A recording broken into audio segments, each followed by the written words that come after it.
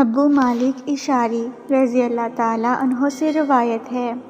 کہ رسول اللہ صلی اللہ علیہ وسلم نے ارشاد فرمایا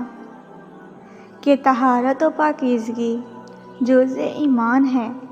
اور کلمہ الحمدللہ میزان عمل کر بھر دیتا ہے، اور سبحان اللہ والحمدللہ بھر دیتے ہیں آسمان کو اور زمین کو، اور نماز نور ہے، اور صدقہ دلیل و برہان ہے، اور صبر اجالا ہے، اور قرآن یا تو حجت ہے تمہارے حق میں یا حجت ہے تمہارے خلاف۔ ہر آدمی صبح کرتا ہے، پھر وہ اپنی جان کا سودا کرتا ہے، پھر یا تو اسے نجات دلا دیتا ہے یا اس کو ہلاک کر دیتا ہے۔ طہارت و پاکیزگی کی حقیقت اور دین میں اس کا مقام۔ اسلام میں طہارت و پاکیزگی کی حیثیت صرف یہی نہیں ہے کہ وہ نماز، تلاوت قرآن اور طواف کعبہ جیسی عبادات کے لیے لازمی شرط ہے، بلکہ قرآن و حدیث سے معلوم ہوتا ہے کہ وہ بجائے خود بھی دین کا ایک اہم شعبہ ہے اور بذات خود بھی مطلوب ہے۔ قرآن مجید کی آیت۔ ترجمہ: اللہ توبہ کرنے والوں سے محبت کرتا ہے اور پاک و صاف رہنے والے اپنے بندوں کو محبوب رکھتا ہے، اور کعبہ کی بستی میں رہنے والے اہل ایمان کی تعریف میں قرآن مجید کا ارشاد۔ اس میں ہمارے ایسے بندے ہیں جو بڑے پاکیزگی پسند ہیں، اور اللہ تعالیٰ خوب پاک و صاف رہنے والے بندوں سے محبت کرتا ہے۔ صرف انہی دو آیتوں سے اندازہ کیا جا سکتا ہے کہ اسلام میں طہارت و پاکیزگی کے بجائے خود کتنی اہمیت ہے۔ اس طرح آگے پہلے ہی نمبر صحیح مسلم کی جو حدیث درج کی جا رہی ہے، اس کے پہلے فقرے کا گویا لفظی ترجمہ ہی یہ ہے کہ طہارت و پاکیزگی اسلام کا ایک حکم ہی نہیں، بلکہ وہ دین و ایمان کا ایک اہم جزو ہے، اور ایک دوسری حدیث میں اس کو نصف ایمان فرمایا گیا۔ ہمارے اساتذہ اور شیخ المشائخ حضرت شاہ ولی اللہ قدس سرہ کی ایک نفیس تحقیق قابل ذکر ہے۔ اپنی بے نظیر کتاب حجت اللہ البالغہ میں فرماتے ہیں کہ اللہ تعالیٰ نے مجھے اپنے خاص فضل سے یہ حقیقت سمجھا دی ہے کہ فلاح و سعادت جس شاہراہ کی طرف انبیاء علیہ السلام کی بعثت ہوئی، جس کا نام شریعت ہے، اگرچہ اس کے بہت سے ابواب ہیں اور ہر باب کے تحت سینکڑوں احکام ہیں، لیکن اپنی بے پناہ کثرت کے باوجود وہ سب بس ان 4 اصولی عنوانوں کے تحت آتے ہیں: طہارت، اخبات، سماحت، عدالت۔ پھر شاہ صاحب نے ان میں ہر ایک کی حقیقت بیان کی ہے، جس کے مطالعے کے بعد یہ بات بالکل واضح ہو کر سامنے آتی ہے کہ بلا شبہ ساری شریعت بس انہی 4 حصوں میں منقسم ہے۔ یہاں ہم شاہ صاحب کے کلام کے صرف اس حصے کا خلاصہ درج کرتے ہیں جس میں انہوں نے طہارت کی حقیقت بیان فرمائی ہے۔ فرماتے ہیں کہ ایک سلیم الفطرت اور صحیح المزاج انسان جس کا قلب بہیمت کے سفلی تقاضوں سے مغلوب اور ان میں مشغول نہ ہو، جب وہ کسی نجاست سے آلودہ ہو جاتا ہے یا اس کو پیشاب یا پخانہ کا سخت تقاضا ہوتا ہے یا وہ جماع وغیرہ سے فارغ ہوا ہوتا ہے، وہ اپنے نفس میں ایک خاص قسم کا انقباض و تقدر اور گرانی و بے لطفی اور اپنی طبیعت میں سخت ظلمت کی ایک کیفیت محسوس کرتا ہے۔ پھر جب وہ اس حالت سے نکل جاتا ہے، مثلاً پیشاب یا پخانہ کا جو سخت تقاضا تھا، اس سے وہ فارغ ہو جاتا ہے اور اچھی طرح استنجا اور طہارت کر لیتا ہے، یا اگر وہ جماع سے فارغ ہوا تھا تو غسل کر لیتا اور اچھے صاف ستھرے کپڑے پہن لیتا ہے اور خوشبو لگا لیتا ہے، تو نفس کے انقباض و تقدر اور طبیعت کی ظلمت کی وہ کیفیت جاتی رہتی ہے، اور اس کے بجائے اپنی طبیعت میں وہ ایک انشراح و انبساط اور سرور فروخت کی کیفیت محسوس کرتا ہے۔ بس دراصل پہلی کیفیت کا نام حدث ناپاکی اور دوسری کا نام طہارت پاکی و پاکیزگی ہے، اور انسانوں میں جن کی فطرت سلیم اور جن کا وجدان صحیح ہے وہ ان دونوں حالتوں اور کیفیتوں کے فرق کو واضح طور پر محسوس کرتے ہیں اور اپنی طبیعت و فطرت کے تقاضے سے حدث کی حالت کو ناپسند اور دوسری کو یعنی طہارت کی حالت پسند کرتے ہیں، اور نفس انسانی کی یہ طہارت کی حالت ملائے اعلیٰ یعنی ملائکۃ اللہ کی حالت سے بہت مشابہت و مناسبت رکھتی ہے، کیونکہ وہ دائمی طور پر بہیمی آلودگیوں سے پاک و صاف اور نورانی کیفیات سے شاداں و فرحاں رہتے ہیں۔ اس لیے حسب امکان طہارت و پاکیزگی کا اہتمام اور دوام انسانی روح کو ملکوتی کمالات حاصل کرنے اور الہامات و منامات کے ذریعے ملائے اعلیٰ سے استفادہ کرنے کے قابل بنا دیتا ہے،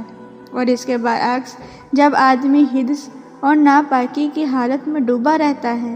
تو اس کو شیاطین سے ایک مناسبت و مشابہت حاصل ہو جاتی ہے، اور شیطانی و وسواس کی قبولیت کی ایک خاص استعداد اور صلاحیت اس میں پیدا ہو جاتی ہے اور اس کی روح کو ذلت گھیر لیتی ہے۔ شاہ صاحب کی اس عبارت سے معلوم ہوا کہ طہارت اور حدث دراصل انسانی روح اور طبیعت کی مذکورہ بالا دو حالتوں کا نام ہے، اور ہم جن چیزوں کو حدث یا ناپاکی اور طہارت یا پاکیزگی کہتے ہیں وہ دراصل ان کے اسباب و موجبات ہیں، اور شریعت انہی اسباب پر احکام جاری کرتی ہے اور انہی سے بحث کرتی ہے۔ امید ہے کہ طہارت کی حقیقت اور روح انسانی کے لیے اس کی ضرورت اور اہمیت سمجھنے کے لیے شاہ صاحب کا یہ کلام انشاءاللہ کافی ہوگا۔ نیز اس سے یہ بھی معلوم ہو گیا کہ طہارت و پاکیزگی شریعت کا پورا چوتھائی حصہ ہے۔ پھر اسی کتاب حجت اللہ الباغہ کے ایک دوسرے مقام پر جہاں طہارت کے احکام اور ان کی اسرار ہی کا بیان فرماتے ہیں، طہارت کی 3 قسمیں ہیں۔ ایک حدث سے طہارت یعنی جن حالتوں میں غسل یا وضو واجب یا مستحب ہے، ان حالتوں میں غسل یا وضو کر کے شرعی طہارت و پاکیزگی حاصل کرنا۔ دوسری ظاہری نجاست اور پلیدی سے جسم یا اپنے کپڑوں کو یا جگہ کو پاک کرنا۔ تیسرے جسم کے مختلف حصوں میں جو گندگیاں اور میل کچیل پیدا ہوتا رہتا ہے اس کی صفائی کرنا، جیسے دانتوں کی صفائی، ناک کے نتنوں کی صفائی، ناخن اور زیر ناف بالوں کی صفائی۔ آگے طہارت کے متعلق جو حدیثیں درج ہوں گی ان میں سے بعض کا تعلق متعلق طہارت سے ہوگا اور ان تینوں قسموں پر حاوی ہے، اور بعض کا تعلق کسی ایک قسم سے ہوگا۔ اس تمہیدی بیان کے بعد آپ طہارت سے متعلق حدیثیں پڑھیں۔ جیسا کہ ظاہر ہے کہ یہ حدیث رسول اللہ صلی اللہ علیہ وسلم کا ایک خطبہ ہے جس میں آپ صلی اللہ علیہ وسلم نے دین کے بہت سے حقائق بیان فرمائے ہیں۔ ان کا صرف پہلا جزو اور پہلا فقرہ طہارت سے متعلق ہے، اور اسی وجہ سے یہ حدیث کتب حدیث میں کتاب الطہارت میں درج کی جاتی ہے۔ شطر کے معنی نصف اور آدھے کے ہیں،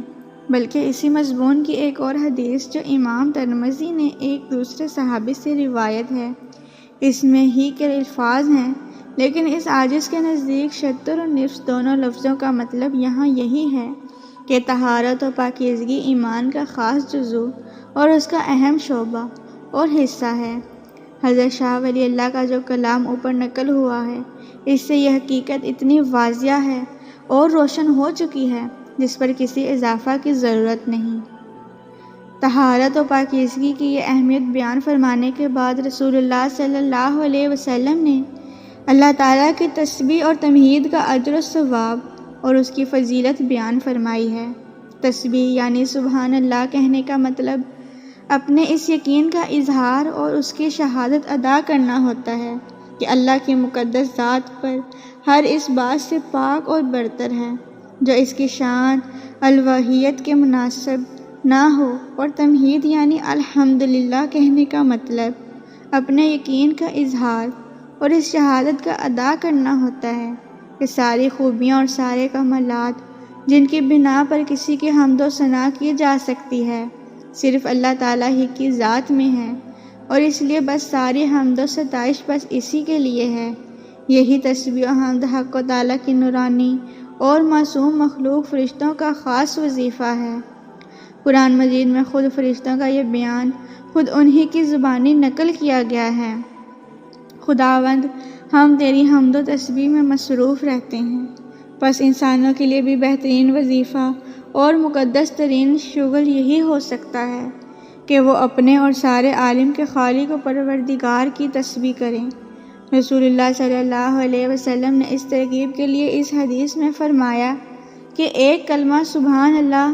میزان عمل کو بھر دیتا ہے، اور اس سبحان اللہ کے ساتھ الحمدللہ بھی مل جائے تو ان دونوں کا نور زمین و آسمان کی ساری فضاؤں معمور و منور کر دیتا ہے۔ سبحان اللہ سے میزان عمل کا بھر جانا اور سبحان اللہ والحمدللہ سے آسمان اور زمین کا معمور ہو جانا ان حقائق میں سے ہے جن کے ادراک کا حادثہ یہاں ہم کو نہیں دیا گیا۔ ہاں، اللہ تعالیٰ اپنے خاص بندوں پر اس قسم کی حقیقتوں کو کبھی کبھی یہاں بھی منکشف فرما دیتا ہے۔ ہم عوام کا حصہ یہی ہے کہ رسول اللہ صلی اللہ علیہ وسلم کی بیان فرمائی ہوئی ان حقیقتوں پر ایمان لائیں، ان کا یقین کریں اور ان سے عمل کا فائدہ اٹھائیں۔ حمد و تسبیح کی اس فضیلت اور ترغیب کے بعد رسول اللہ صلی اللہ علیہ وسلم نے نماز کے بارے میں فرمایا کہ وہ نور ہے۔ اس دنیا میں نماز کی اس خصوصیت کا ظہور اس طرح ہوتا ہے کہ اس کی برکت سے قلب میں ایک نور پیدا ہوتا ہے جس کو اللہ کے وہ بندے خود محسوس کرتے ہیں جن کی نمازیں حقیقی نمازیں ہیں۔ پھر اسی نور کا ایک اثر یہ ہوتا ہے کہ آدمی فواحش و منکرات سے بچتا ہوا چلتا ہے۔ اس کو قرآن مجید میں فرمایا گیا ہے، بلا شبہ نماز میں یہ خاصیت ہے کہ وہ آدمی کو فواحش و منکرات سے روکتی ہے، اور آخرت کی منزلوں میں نماز کی اس نورانیت کا ظہور اس طرح ہوگا کہ وہاں کی اندھیریوں میں نماز روشنی اور اجالا بن کر نمازی کے ساتھ ہوگی۔ قرآن مجید میں ارشاد ہے کہ اللہ کے نیک صالحہ بندوں کے آگے آگے اور داہنی جانب ان کے اعمال کا نور دوڑتا ہوگا۔ اس کے بعد رسول اللہ صلی اللہ علیہ وسلم نے صدقے کے بارے میں فرمایا ہے کہ وہ دلیل و برہان ہے۔ اس دنیا میں صدقے کے برہان ہونے کا مطلب بظاہر یہی ہو سکتا ہے کہ وہ اس امر کی کھلی ہوئی دلیل ہے کہ صدقہ کرنے والا بندہ مومن و مسلم ہے۔ اگر دل میں ایمان نہ ہو تو اپنی کمائی کا صدقہ کرنا آسان نہیں ہے۔ گرزر طلبی سخن درین است، اور آخرت میں اس خصوصیت کا ظہور اس طرح ہوگا کہ صدقہ کرنے والے مخلص بندے کے صدقے کو اس کے ایمان اور اس کی خدا پرستی اور نشانی مان کر اس کو انعامات سے نوازا جائے گا۔ اس کے بعد رسول اللہ صلی اللہ علیہ وسلم نے صبر کے بارے میں فرمایا ہے کہ وہ ضیاء یعنی روشنی اور اجالا ہے۔ بعض حضرات نے نماز اور صدقہ کی مناسبت سے یہاں لفظ صبر سے مراد روزہ لیا ہے، لیکن ناچیز کے نزدیک راجح یہ ہے کہ صبر یہاں اپنے اصل وسیع معنی ہی میں استعمال ہوا ہے۔ قرآن و حدیث کی زبان میں صبر کے اصل معنی ہے اللہ کے حکم کے تحت نفس کی خواہشات کو دبانا اور اس راہ میں تلخیاں اور ناگواریاں برداشت کرتے رہنا۔ اس لحاظ سے صبر گویا پوری دینی زندگی کو اپنے اندر لیے ہوئے ہے، اور اس میں نماز، صدقہ، روزہ، حج اور جہاد اور ان کے علاوہ اللہ کے لیے اور دین کے احکام کی پابندی میں ہر قسم کی تکلیفیں برداشت کرنا اور اپنی نفسانی خواہشات کو دبائے رکھنا سبھی اس کے مفہوم میں داخل ہیں، اور اسی کے بارے میں رسول اللہ صلی اللہ علیہ وسلم نے فرمایا ہے کہ یہ صبر ضیاء ہے۔ قرآن مجید میں چاند کی روشنی نور اور سورج کی روشنی کو ضیاء فرمایا گیا ہے۔ اس لحاظ سے صبر اور نماز سے پیدا ہونے والی روشنیوں میں نسبت ہوگی اور سورج اور چاند میں ہے۔ اس کے بعد رسول اللہ صلی اللہ علیہ وسلم نے قرآن مجید کے بارے میں فرمایا ہے کہ یا تو وہ تمہارے واسطے اور تمہارے حق میں دلیل یا تمہارے خلاف، مطلب یہ ہے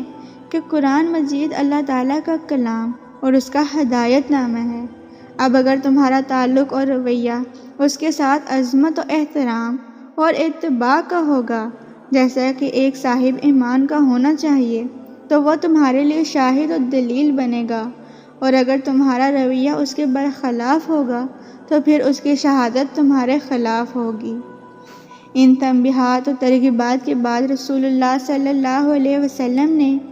آخرت میں ارشاد فرمایا کہ اس دنیا کا ہر انسان خواہ وہ کسی حال اور کسی مشغلہ میں زندگی گزار رہا ہو، وہ روزانہ اپنے نفس اور اپنی جان کا سودا کرتا ہے، پھر یا تو وہ اس کو نجات دلانے والا ہے یا ہلاک کرنے والا ہے۔ مطلب یہ کہ انسان کی زندگی ایک مسلسل تجارت اور سوداگری ہے۔ اگر وہ اللہ کی بندگی اور رضا طلبی والی زندگی گزار رہا ہے تو اپنی ذات کے لیے بڑی اچھی کمائی کر رہا ہے اور اس کی نجات کا سامان فراہم کر رہا ہے، اور اگر اس کے برعکس وہ نفس پرستی اور خدا فراموشی کی زندگی گزار رہا ہے تو وہ اپنی تباہی اور بربادی کما رہا ہے اور اپنی دوزخ بنا رہا ہے۔ اللہ تعالی ہم کو ان حقیقتوں کا یقین نصیب فرمائے اور رسول اللہ صلی اللہ علیہ وسلم کی ان ترغیبات و تنبیہات سے فائدہ اٹھانے کی توفیق دے، آمین۔